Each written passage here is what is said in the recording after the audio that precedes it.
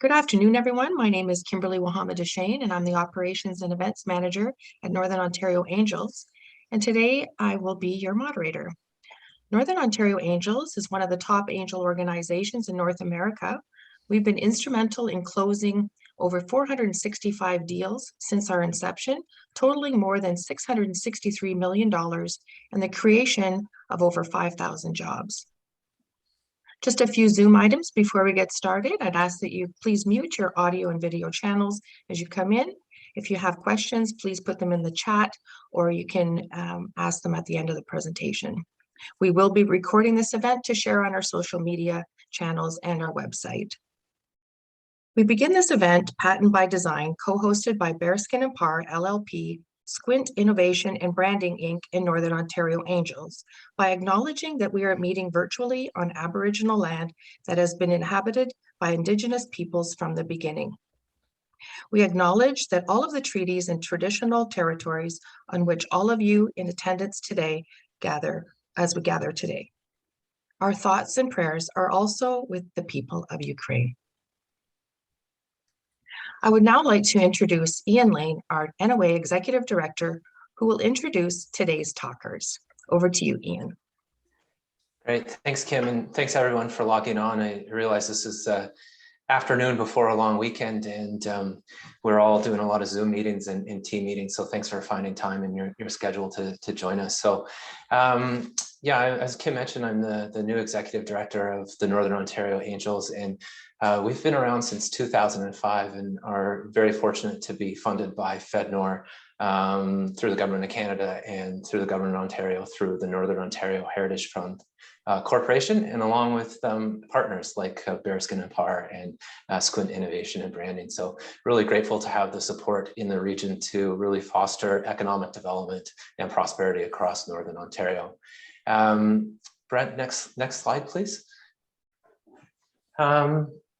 We're in place to support connections between entrepreneurs and businesses that are looking to scale with accredited investors. So we have investors in Northern Ontario predominantly, across the province, across Canada, and international investors. All of our entrepreneurs and businesses, though, that receive this investment are based here in Northern Ontario. And so you'll see our consultants in the various communities across the region. Randy is joining us today from Sault Ste. Marie. We have two gentlemen in Sudbury. We have a gentleman in North Bay, Timmins, Kapuskasing, Hearst, Ron, our colleague from Kenora, thank you for logging on, Chad and Stan, and Mary from Northwestern Ontario and Thunder Bay specifically. So these entrepreneurs are working or are coming to us, and they connect with our operations, myself and Kim, and then we work with them to become pitch ready and connect to our investors. And we've been really proud of our successes. Since our inception, we've attracted over $200 million from our investors into local businesses and over 5,000 full-time equivalent jobs. So very, very proud of our success. And you can see our e-newsletter and events on our website, northernontarioangels.ca. So thank you for that. I'd like to introduce our first speaker, Tony Orsi. He's a partner and patent agent with Bereskin and Parr. Thank you. Go to the next slide, Brett. Thanks. One of Toronto's premier boutique IP firms.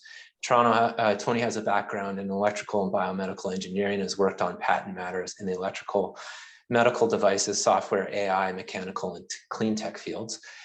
Tony works with clients of all sizes, including startups, SMEs, multinational corporations, universities, and tech transfer organizations, as well as individuals. He works with clients to develop in-house IP programs and supports growing startup communities by providing education on IP for protecting innovations and helping startups be investor ready. And Tony, I'll hand it over to you, and we'll introduce Brett in a bit. Okay, thank you very much, Ian, for that introduction, and welcome everyone. We're very happy that you've joined us today to learn about the interplay between patents and design. Just a little bit about our firm to start off with. We've been around since 1965 and have grown from our Toronto office to a few satellite offices. But we do work with clients from coast to coast, and we've been involved with Northern Ontario now for several years, and we very much enjoy that. Our firm has about 80 patent agents, lawyers, and trademark agents, and have backgrounds in different areas of IP, as well as different technical backgrounds too.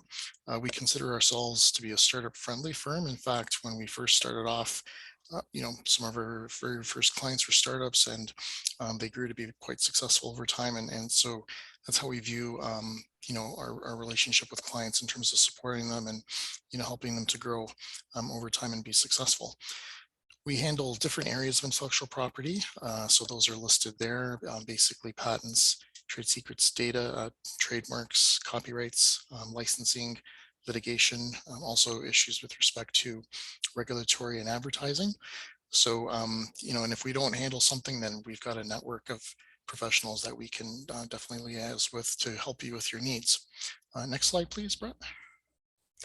So before we get into the meat and potatoes here of the presentation, I thought it'd be good just to have a quick overview of the different types of IP rights. Basically, these sort of are arranged in some main buckets here. Trademarks can be used to protect and grow brands. And so, people I'm sure are very familiar with the trademarks that are out in the marketplace, and they could take the form of images or logos, word marks for the names of companies, products, and or services, and also other things such as unique sounds, colors, even smells, or holograms in certain countries. But basically something that's used to convey a message about the company and its products or services, to the marketplace. Copyrights is a type of IP right which provides the owner with the right to distribute part or in whole or in part a creative work.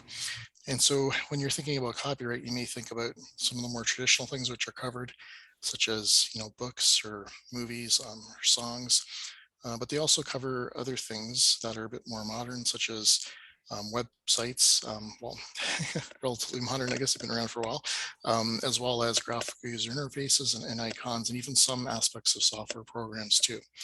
Another main bucket that we sort of refer to collectively would be trade secrets and patents. And the patents themselves come in two different varieties here, one being industrial design patents, which are used to protect purely the look of an article, so the design or ornamentation that's been applied to it, and utility patents, which are used to protect the structure and or function of the invention.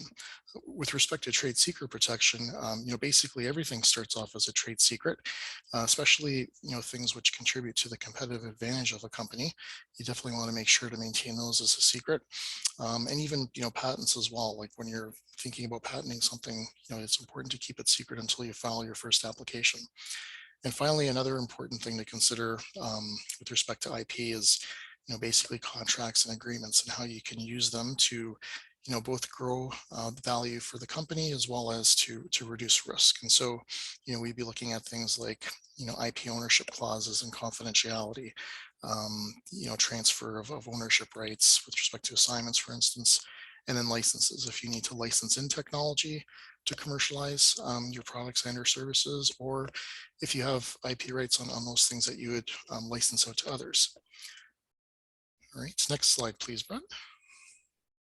Okay, so here are the take-home messages that throughout the product development cycle, you want to consider how IP rights may be applicable.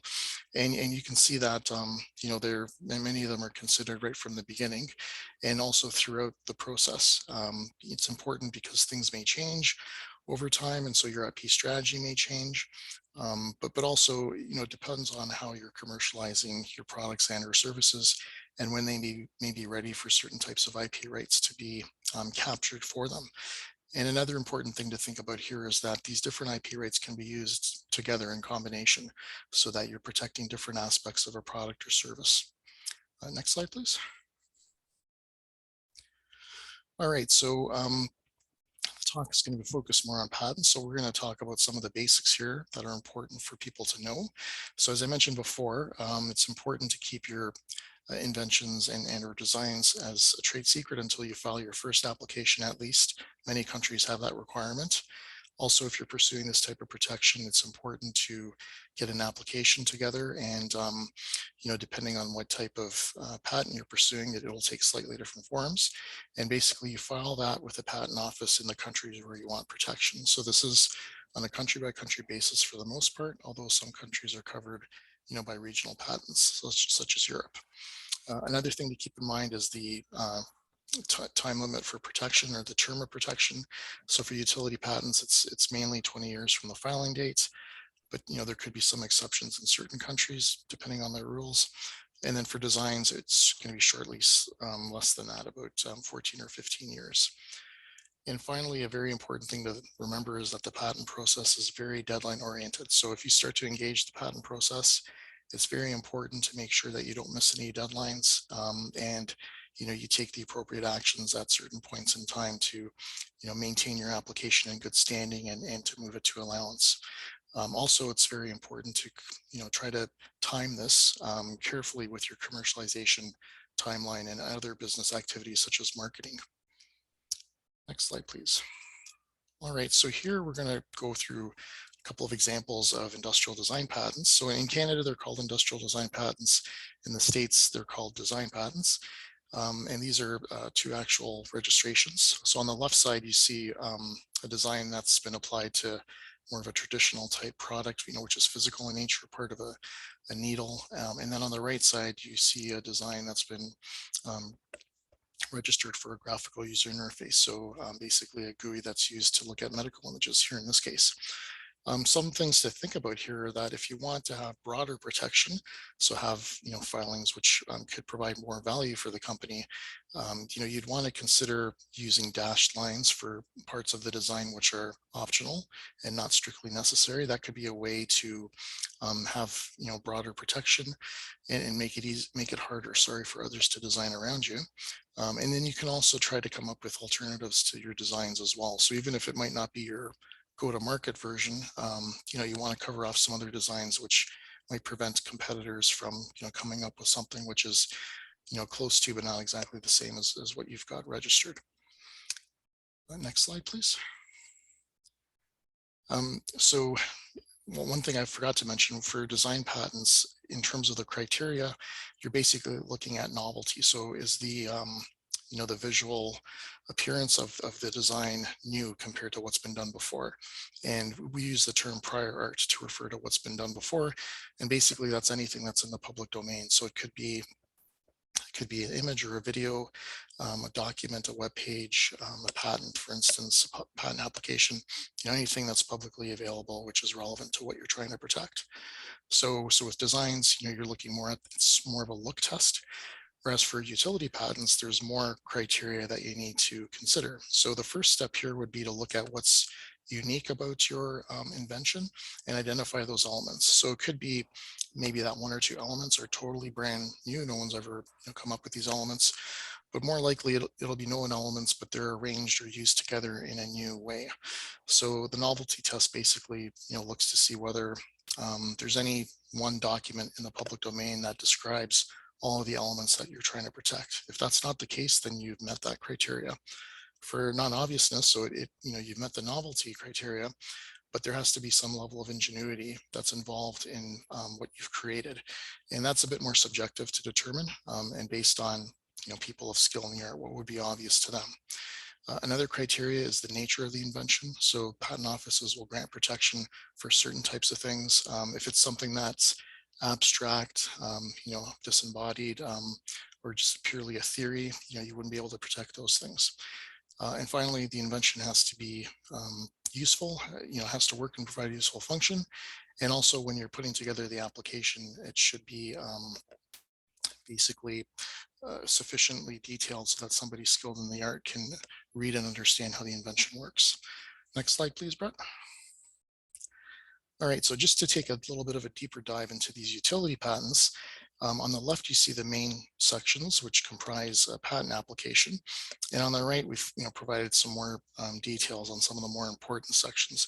So basically, I apologize, my bracket's a bit off here, but The drawings and description are used to describe how the invention is structured and functions, and perhaps also to show its performance, how it's improved compared to the prior art. And so it's important to come up with different embodiments here, different ways of practicing the invention, again, to try to broaden out your protection, make it harder for others to design around what you have, and also think about how this invention may be modified in the future. The claims are the part of the application which actually set out what you have protection for. So these are harder to understand because they're written in a certain way, which isn't really easy to understand for people that don't have experience looking at this. But basically here you're describing what's unique about the invention compared to what's been done before. And so the key here is you want to have claims which are broad, which means not having to put in too much detail in describing what's unique about this compared to the prior art. And the broader the claims are, the harder it is for someone to design around you, and also it would provide more value too. Next slide, please, Brett. So just very quickly here, basically in terms of the filing strategy, things that you want to think about would be, what type of application do you want to file? You can start with a US provisional, which is temporary, and you can add to it over the course of the year, or you could start with a full sort of regular application, but you can't add new material to that after filing. You've draft and file the first application, and then within a year, you decide which other countries you want to file within. And an option here could be to do a PCT, which is an international application. It doesn't issue to an international patent, but it does provide you with more time to decide which countries you want to file with, and more time to raise funds for those filings, and perhaps get more partners on board, or see how truly successful the products and services that embody the invention really are. And with that, I'll turn it back to Ian. Just finding my mute button. That's awesome. Thanks, Tony, for the initial introduction. And yeah, it's my pleasure to introduce our partner, Brett. So Brett Belcher is the owner of Squint Innovation and Branding, Inc. For almost 20 years, he's been in the same trenches with those who invent, invest, build, and innovate. His career evolved around helping startups, risk takers, and businesses of all scales create and improve products and services, often from the ground up. With his holistic approach to product development and an endless curiosity for both the bold and subtle nuances that lead to innovation, he has helped dozens of companies successfully realize the potential of applying design thinking to all aspects of their businesses, including research, procurement, experience design, manufacturing, and patenting. Thanks for joining us, Brett. Hey, thanks, Ian. So I'm an industrial designer, and I speak engineer, design, and research. And so, for instance, a lot of people may not be familiar with the term industrial designer or the career, but it is an industrial designer has a few roles to play with that's alongside of engineering. And it's about research, and it's about building products that we use every day, and we may not always recognize that these are being made by an industrial designer, but we all know them. And so an iMac or an iPhone are some decisions that are being made by industrial designers. The materials, the aesthetics, and the experience in the end is, and the user experience is really determined by an industrial designer. So to respond to business with design, I have to know a lot about how things are made and how they're used with people and with systems. So I help companies develop their products and experiences from napkin sketches all the way to manufacturing. And the tools of my trade are 3D CAD and rendering software, and knowledge of manufacturing and research. So an easy way to show you a little bit more about what I do is to show you a quick example. So on the left is a med center, a fully automated pharmaceutical kiosk in the US. And when I had met these clients, they had the inside of this thing running like a Swiss watch, just perfect engineering and a lot of money and a lot of R&D. But on the outside, it lacked the safe and friendly healthcare experience that that users would expect. So we help them and redesign the outside of the machine and the user inputs and outputs and the user interface, and did a user analysis to make sure that when people are using this machine that they have this great healthcare experience. And mainly to make sure that the outside matched the competencies of the inside.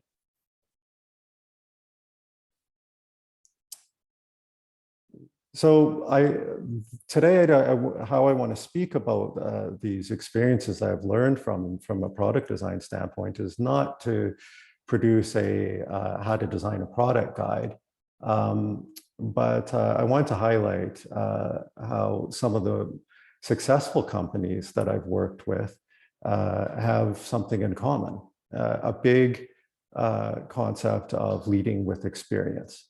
And so when experience is overlooked, the results are pretty predictable. And I want to share some of the stories of entrepreneurs and companies that led with user experience at the forefront. And then later I want to also show some examples of what happens when you can use some enablers around you, or some of the tools around you available to you to free up some of your resources so that you can focus on this experience. A couple of simple rules that I try to coach with my clients is to make sure that they have something up in their head that they know on the wall, that they can measure every design or decision, business decision they're in against the end user experience, that they're keeping this in mind for every step, for every touch point. How does it relate back to that experience? Again, how do you rely on these enablers where possible? How do you rely on factories? How do you rely on tradecraft, people who are really great at what they do, and relieve some of that pressure from you to maybe focus on business, focus on your understanding of your product and the experience. And thinking holistically is very important. Understanding that everything's interconnected. So if you're talking about your packaging, or how something looks on the shelf, or how something feels, or what kind of experience a tech is going to use when they're using this, or what environment it's in, these all have to be thought of together. And it's a very big envelope, but the companies I work with who can keep an eye on this holistically have incredible results. So one of the things that can get in the way of leading with experience are assumption traps. And I love this picture because it always reminds me of, well, you think you know that this kid, and you're assuming he's about to drop the biggest F-bomb ever.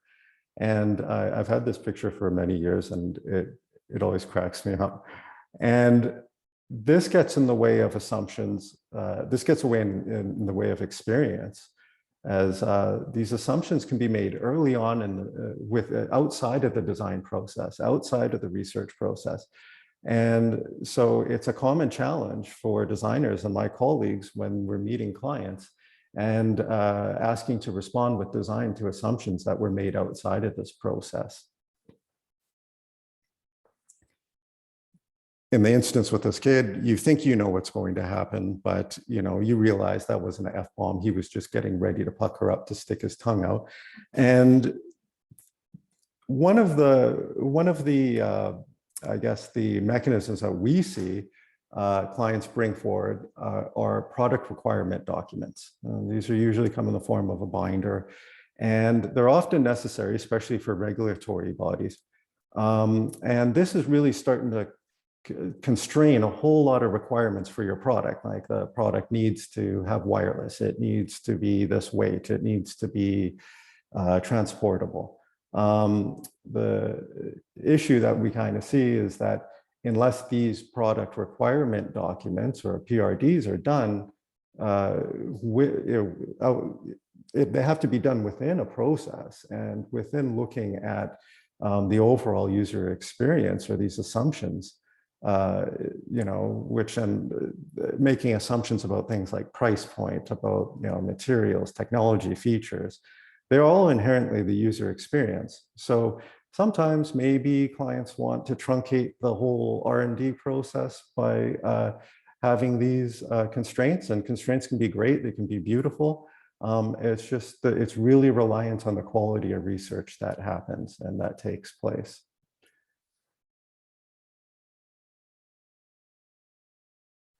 The technology temptations is another thing that can kind of get in the way of our experience design.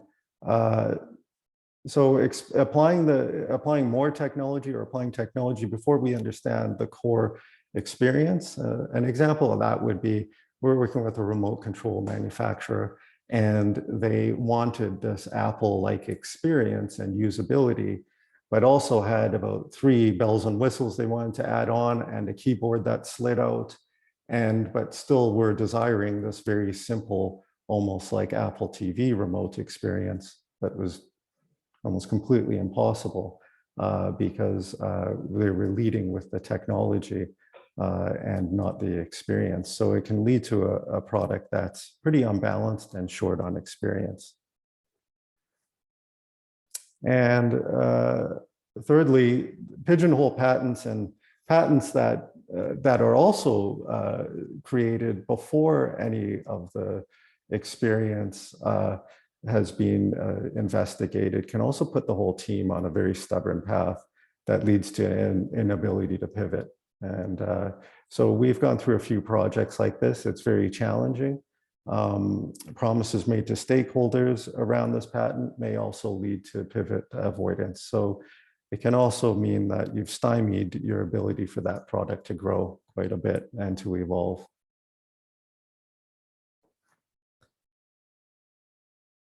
One thing that we find helpful to use with our clients is, ads are great, or a billboard.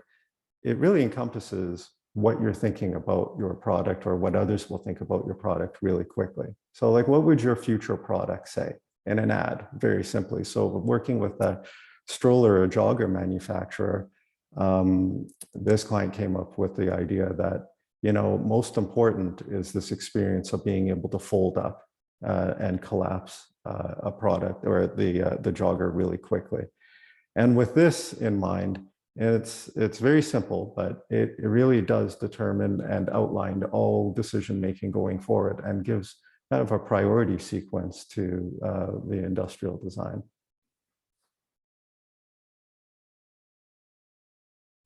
And that being said, I don't want to make it seem like designing experience or understanding or researching the experiences is an easy thing. There's different level of products. I'll go through toys, and then there's obviously medical devices, and these require really different approaches.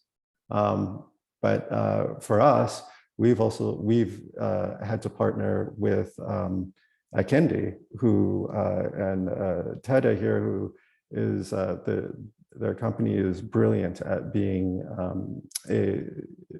able to dig deep and do deep research into usability design, user experience design, and usability. So we collaborate quite a bit, and the resources needed on certain projects are deep, and so is the research.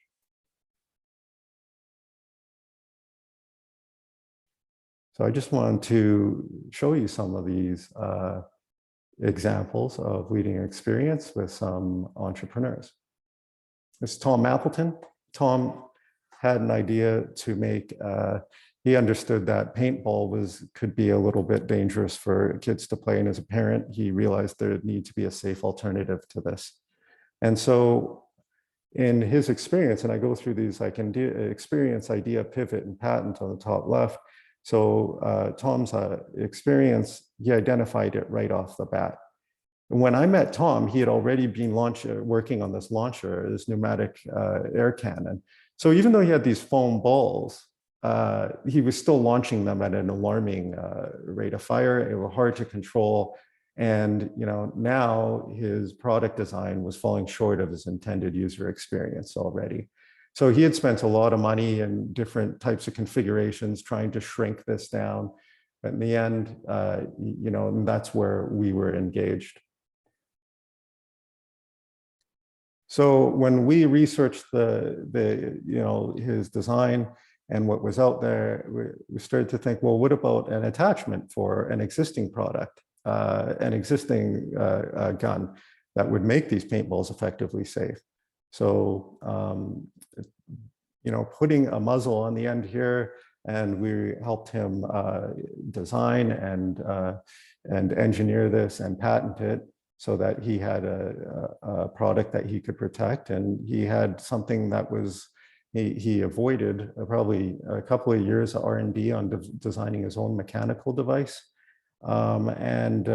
He also made something that was very, efficient to manufacture and to sell and to ship. And he didn't have to worry about maintenance or repairs or anything. And he also, that year, this product got the IAPRA Product of the Year for Tom. And Tom did incredibly well off of this product. Still to this day, he's done very well. And I'm very unproud to say I didn't take any royalties on this project at all. But but he's a good friend and he's done very well. The patent is key to really Tom being able to defend his business at all costs. He has had people challenge, and based on the diffuser that he did, and that holds the ball in position, and based on the design, he's able to fend off these other competitors. Tony, I don't know if you wanted to chime in there with, the idea of just protecting business with patent.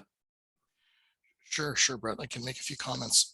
Thanks very much. So in this case here, you'll see that it's a utility patent that Tom had gone for. And as you recall from the beginning of the talk, utility patents are used to protect the structure and or function of an invention. So here, Tom had a pretty unique design with respect to, first of all, just making this end piece, which is used to launch the ball, and not, making the entire gun, for instance, and then focusing on the patent claims on this piece. So basically, crafting the claims so that it covers what he's actually going to be selling and what he wants to prevent others from using. And, as Brett had mentioned, an important part of this structural design here was the diffuser and how it's used to hold the ball in place and compress it a little bit until the gun is fired and there's a compressed pressure steam that is released, stream of pressure, and then that basically propels the ball forward. So yeah, in terms of the claims here, really focusing on those things and covering those core aspects. He could have went for a design as well in terms of the way that this looks. So I know the usage of the word design is a bit confusing because on the one hand it's how it's structurally designed, but from a design patent perspective, it's more in terms of the appearance. And really, that could be important for products where there's a high likelihood that they may be copied, especially if they have a cool look to them, or and they do well in the marketplace. And also from the appearance perspective, if as I mentioned, if there's a cool appearance to it, that would be a reason why people would also buy this product. Then it would be good to have a combination of design and utility patents for this. Sure.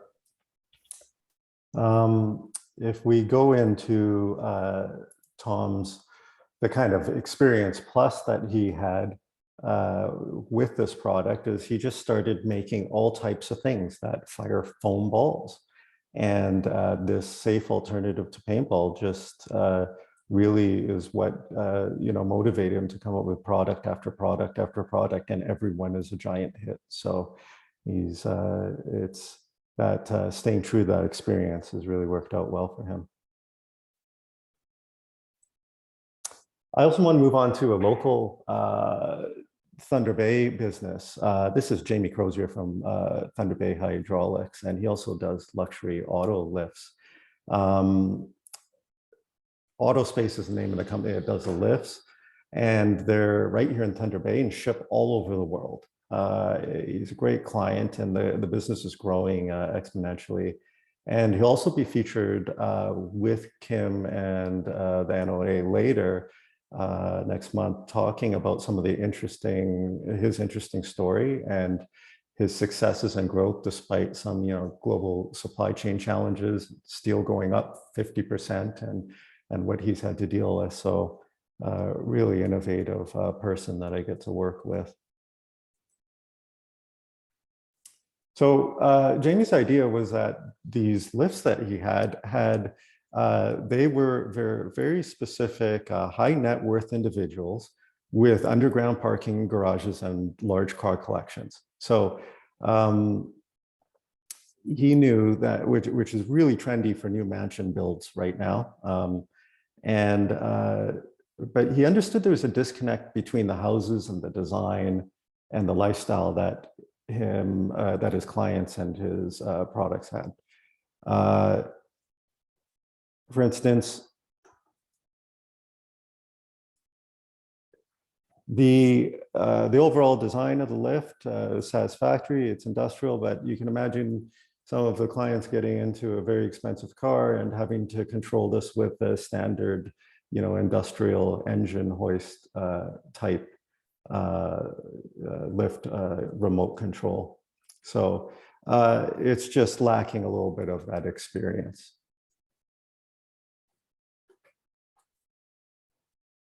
So when I met him with his idea, he knows now he's using the term human machine interface often, and internally they are trying to create something that's going to offer this experience to their user while they're on the lift, while they're in their car, and but reach the limitations internally of his design and engineering team in-house.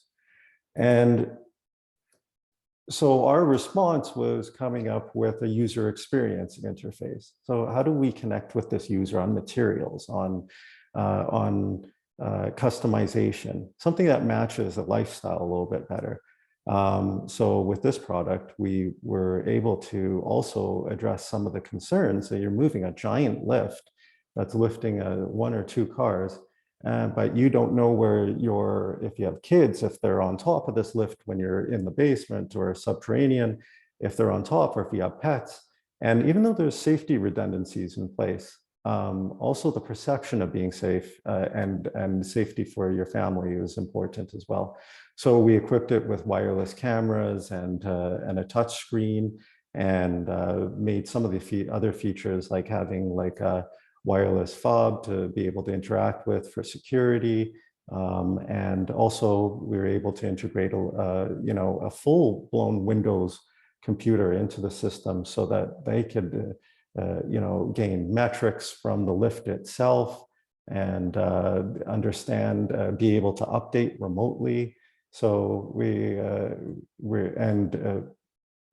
it also had mood lighting and like pretty limitless options that you could customize the product with. So this also translated into what we could do for the lift itself. So going from just the black lift to, now we can customize these panels pretty easy. And now we can customize colors. This is pretty important for Jamie as well, because this is, maybe not a typical client that would be coming, like a hydraulic client wouldn't necessarily be coming to industrial designer, but within this relationship, we're able to find all these opportunities, which are incredible. So he could look at like, well, what can we do with lighting? What can we do with colors, and what can we do with options and lift capacities, and find opportunities within his product that existed already, and options, especially when, like we said, talking about the increase in material costs such as steel is really this demographic. Really, the garages, which are, most of them are worth more than most of us will ever spend on a house, demand customization. And I just wanted to finish off with Jamie here, talking about that experience while Jamie's business was growing, and while he was having to balance other forest fires going on with with the distribution and supply chain issues, we were really able to focus on the experience of this product because we were able to outsource this whole sealed unit to a company in the UK, and all they do is make display like human machine interface units, user experience interfaces. So this is all they do. They were able to preemptively help us through some of the things we would have bumped our heads on. They were able to take away all of the stress out of Jamie's internal resources. So engineering, and we moved this outside, and we were just able to focus, Jamie was able to focus on other aspects of his core business, and we were able to focus on the actual experience. So, you know, I find that we've worked with companies that have had too much money or too little money. It's both the same scenario. Often trying to do things internally, for the first time, it still takes 5 times as long. So we ended up with a product, very proud of this, from start to finish in 11 months. And we couldn't have competed any other way on pricing. So it's a very complicated machine on the inside, and starting a computer from the ground up was a pretty big deal. So you know, we're really working towards Jamie's currently working on protecting this and the design of it and protecting his business because there is a lot of industrial design aspects to this. Tony, did you want to comment on any of those business protections as well on this? Sure. So, yeah, as you had mentioned, you know, in terms of outsourcing some of the development of the product, you know, just going back again to that first slide about the different types of IP rights and agreements, you know, being, you know, very important to make sure there's agreements in place before others start doing their work, where, you know, it's clearly set out that if any IP arises from the work, you know, especially if they're external to the company, that it would reside with the company itself in terms of ownership. And, you know, you'd have to do the same sort of thing with employees as well. The other thing would be, yeah, trying to look at, you know, how you would try to protect this. So certainly from the appearance of it, it does look to have a pretty unique appearance and a very slick appearance. So, you know, as you had mentioned, Brett, a lot of industrial design had gone into this, and you know, and if you're trying to sell sort of a user experience, you know, definitely, I guess the way that things look make up a big part of that. And so I think, you know, design protection would be very good to look at here. From a utility perspective, you know, this, although the elements individually might be known in terms of the components, maybe you can look at how they're all used together to, you know, provide a complete system, Right. you know, yeah, with certain advantages, you know, compared to other types of lifts. For sure. Those are the two really, you know, experience designs that resonate with me. And I just want to close with the, you know, I did have the opportunity to work with a couple of really great clients who also were focused on the future of their product after patenting and what comes next. So for instance, it's not just we would get together, have all parties involved, designers, engineers, and staff, patent attorneys, and talk about, you know, what's next, what kind of opportunities could come from IP out of, you know, the current embodiments of the product. And so really cool opportunity, and I found this incredibly useful going through this with companies. Yeah, and if I could add as well, Brett, Yeah. yeah, so this sort of, you know, kind of addresses the pigeonhole patent comment that you had made in an earlier slide as well, where you are trying to, you know, peer into the crystal ball, so to speak, to see how things might evolve over time, and you know, make sure that the, you know, patent filing strategy that you have in place can be flexible enough to support that. So, you know, maybe some ways to try to avoid being pigeonholed would be, you know, maybe focusing on certain components of a current product, which would be in future versions of that product, as well. And so that, sort of gives some flexibility there in terms of designing around it. And then as you do design around it and have these future products, you could then look at protecting those as well, so that you're sort of expanding this, the amount of coverage that you're protecting for your technology. And, as you mentioned as well, yeah, it's very important to have these meetings with all the different parties who can come together and brainstorm and be, all be on the same page in terms of, creating more value for the company and how you could use design and patent protection to be able to do that. Yeah. Also, maybe Ian, you could comment a little bit on this, but when we would, doing these kind of forecasting sessions and these types of renderings, I've always been, amazed at how clients say that, using renderings or these kind of visualizations to make things tangible for investors and for clients it's a really great tool and opportunity. Like sometimes these images can be worth quite a bit of money, in the sense that sometimes just making something a little bit tangible for someone is pretty important.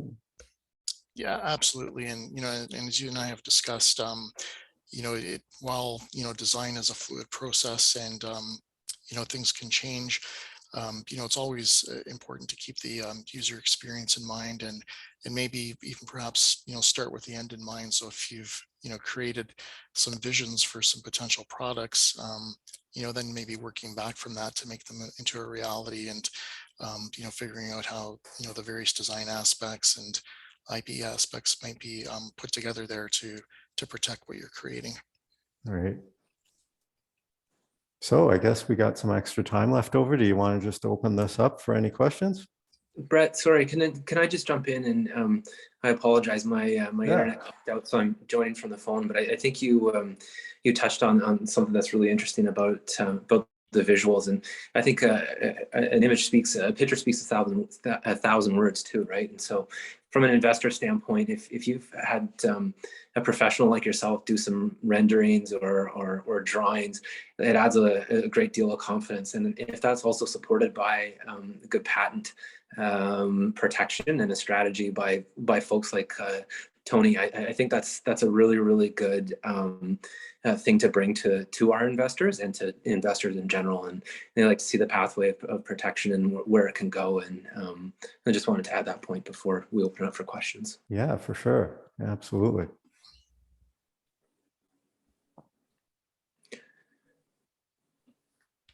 Are there any questions? Hi, yeah, I've got a question. Can you hear me okay? Yeah. Yes. Great. So many of the examples you've given here are really geared towards, I guess, what I would call a premium product. How do these concerns change if you're talking about something that its appeal isn't necessarily in its sort of premium product nature or luxury type nature, but it as a consumer R&D good, for instance? We do. I mean, I don't know if I would go into bazooka ball into luxury, but that would be a little bit maybe on the lower, maybe like $1 a unit kind of product. We do. I have worked with products that are, for instance, one product we did was called a hanger. That was a device for that attached to hangers for clotheslines. What doesn't change is still that whole experience, is understanding what needs to happen for this product or service or a digital service to be successful. Understanding that core experience, not a lot changes from there. What does change is investment changes, R&D times and burn rates, and the longevity of a project changes as it gets more complicated. When it gets into more premium products, you have a little bit more leeway for things like margins, materials. You might be focused very much on really efficient packaging, really efficient use of materials and plastic, how things are set in stores and planograms, and maximizing space for shipping. Whereas in a luxury product, yeah, you get a lot more leeway, but there's also a lot more pressure. People are expecting quite a bit more. So but in the end, it's driving at that experience and understanding your demographic and what they're expecting at the end of their purchase and while they're using the product is key. And I'm- if I can add to that, sorry. actually, sorry about that, Kim. It's okay. So it's okay. So from the IP perspective, I think the approach is still similar. You know, certainly from the patent perspective, you want to identify what's unique about the product, whether it be a consumer good, sort of everyday kind of consumer good, or a luxury good. And you know, so basically what makes it unique, and you know, see if there's a sweet spot between that and you know, the competitive advantage, and also what you're able to protect. And so you know, really at the end of the day, we don't want to go for an IP right just for the sake of going for it. You are always looking at trying to add value to your business and using your budget wisely, right? You can't patent everything. You know, you want to go for the things that could really serve a purpose in helping you to achieve your business goals. So, yeah, and I think as well, even if it's, you know, a consumer good that's not a luxury good, you could still look at it from a design perspective as well. And again, you know, looking at the principles of whether somebody would purchase it based on its appearance and, you know, whether competitors would be more likely to copy it. So, you know, we sort of maybe, you know, go through the same sort of process, but really, you know, it comes down to what sort of value add you can get from going through and pursuing IP rights. Thanks, Tony. There's a question from Ron. Yeah, thanks. Very interesting presentation for sure. And, you know, my background's electrical engineering, and we sometimes visualize things a little different than designers. Yep. But on that last image that you had, that rendering, I'm still intrigued at what that might be. I'm trying to interpret it. It looks like two futuristic vehicles and 3 or 4 drones. Yeah. What did I miss? Well, that is actually, yeah, maybe I should preempted that with, that was actually from the slides I showed you at the beginning with the remote pharmaceutical kiosk. That was the same company who was trying to figure out, well, what does this look, what could delivering pharmacy look like in the future? So you're talking about Google cars, you're talking about having these kiosks remotely, having delivery from drones, from self-driving vehicles. So that's really about looking at the next steps. So these aren't things that are existing right now. Well, now they're more and more commonplace, but it's about focusing on, well, what's that customer experience going to be like in the future, and where can we go with this, and what should we be looking at investing in, what should we be looking at, you know, designing, and what kind of customer experience do you want to capture? Does that answer your question, Ron? Yeah, thank you. It just, I mean, I saw the RX symbol, the prescription symbol there, but my mind was on the auto lifts. So I'm visualizing an auto lift, and then all of a sudden this comes in. I'm saying, I missed something somewhere. No, I think I missed something. Sounds like Ron. Just different examples. Yeah. Yeah. Well, seeing there's no other questions, thank you, Ian and Tony and Brett. Thanks everyone for participating in our presentation today. I'd also like to thank our NOA funding agencies, FedNor and NOHFC, and our partners BDO, Bereskin and Parr LLP, Motion Arc Studios Inc., N1 Solutions Inc., Firedog Communications, and Squint Innovation and Branding Inc. Feel free to connect with our talkers today on LinkedIn and visit our websites and social media channels, squintid.com, bereskinparr.com, and northernontarioangels.ca. Have a great Easter weekend. Stay warm, stay safe. Thank you. Merci, Megwich. Thanks, everyone. Take care. Thank you. Have a great weekend.